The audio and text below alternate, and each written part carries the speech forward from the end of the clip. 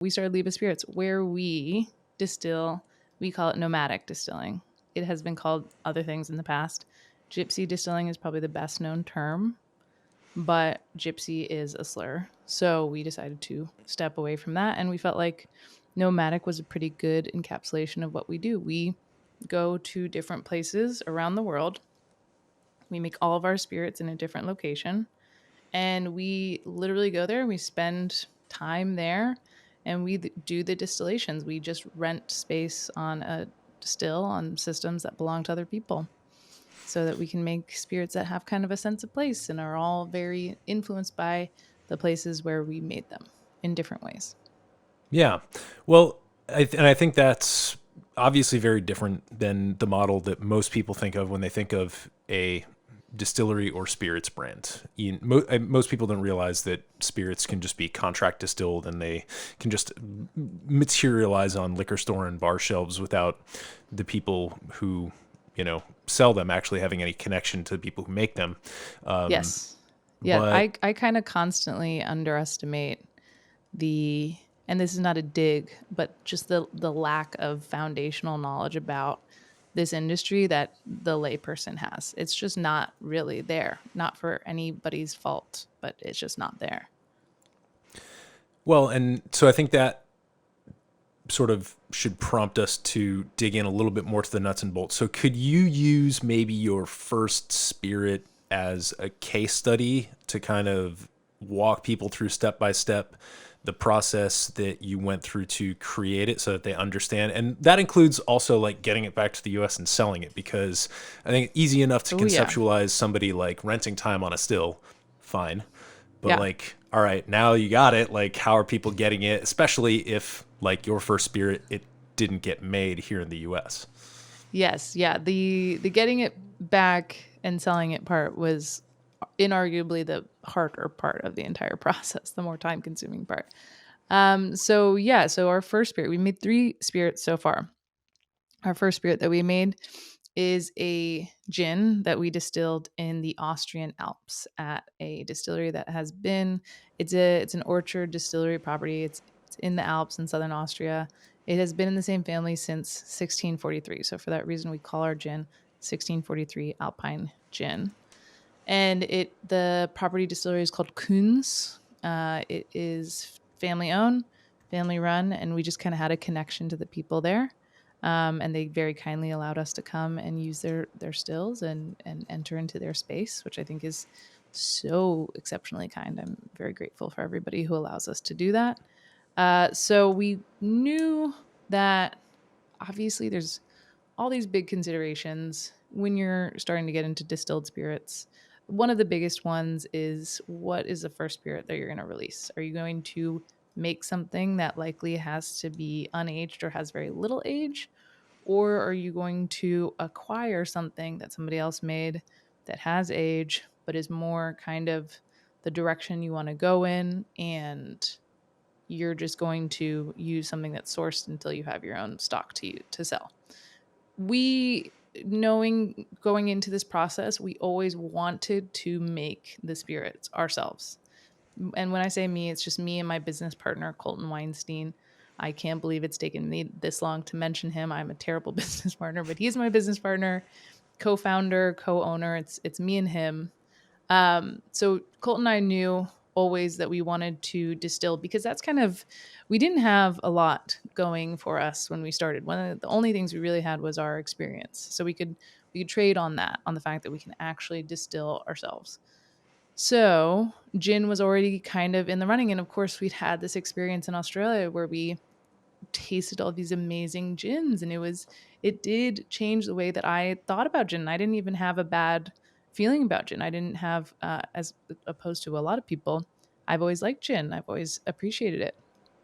But it really showed me that gin is one of those spirits where you can see it all across the entire world and all of its many variations. So we knew kind of going in that we'd be making a gin. And obviously we were not aging it, so that was helpful as well. So we went there, and I hesitate. Obviously, the first kind of, or one of the first few questions we get is about the whole concept of terroir. I hesitate to use that word. It's a loaded word. it is a wine term. And it kind of has, I mean, it does have a definition. At times, I think people expect something very specific. If you say that you were making something with terroir that I wasn't sure we were always going to be delivering on. So I don't really use terroir as much. I use sense of place more. I want to like connect it to place, sense of that place, you know. So when we were making this gin, we knew we wanted it to have a sense of this place.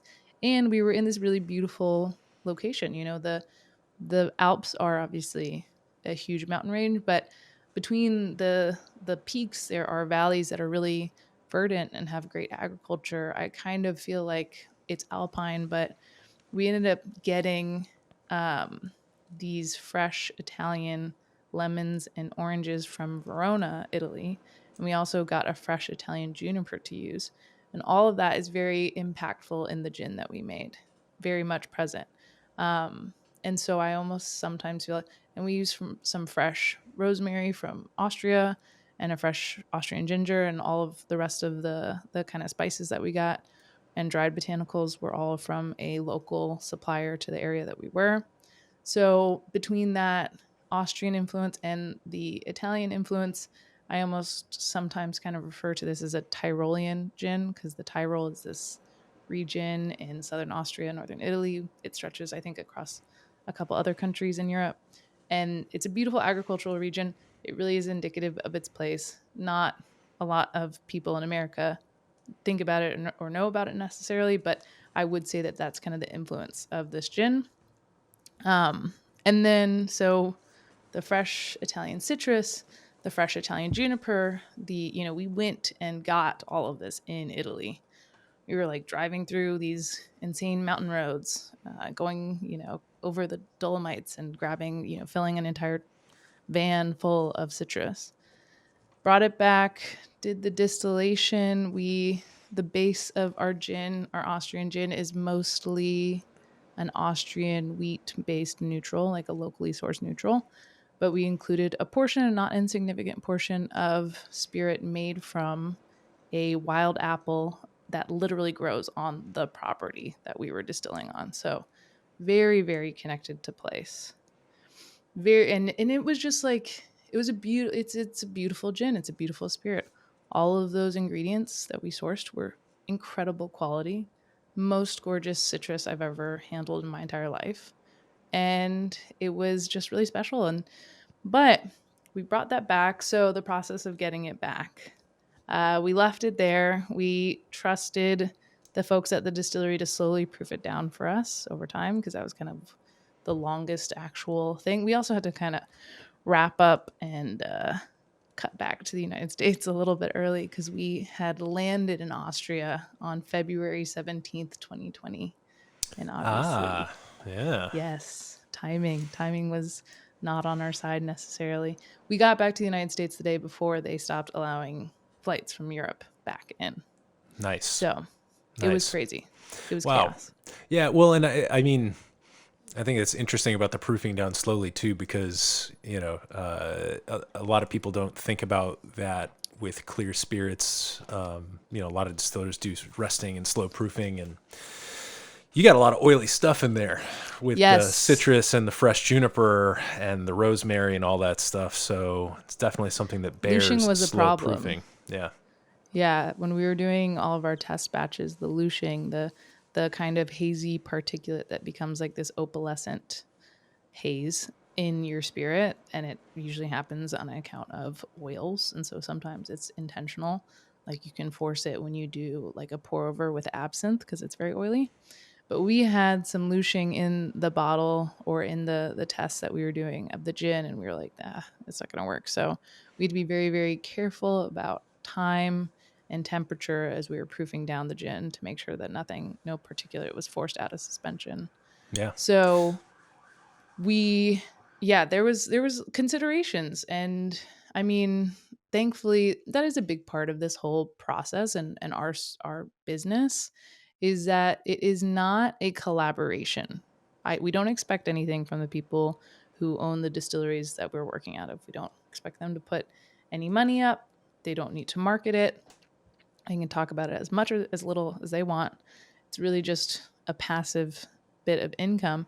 But if they want to be part of the conversation, if they, we're making this stuff, we're going to be throwing samples their way the whole process, because the more noses on whatever we're making, the better. I want as much feedback as I can. So we do encourage that part of like a kind of element of camaraderie, very open discussion. And for that reason and for other reasons, we kind of have it as a rule that we only approach distilleries that are run by people who make spirits that if we don't like them, we at least respect them, because we want to be, working with and surrounded by people who we feel like are actively part of this business. They know what they're doing to some degree. And also, if there's something that we need, like we need them to slow proof down a gin for us while we run back to America before it turns us away because of a global pandemic, we want to know that they can do that. And so it's part of our whole ethos with the business is to try to work with people that we like and respect. Yeah.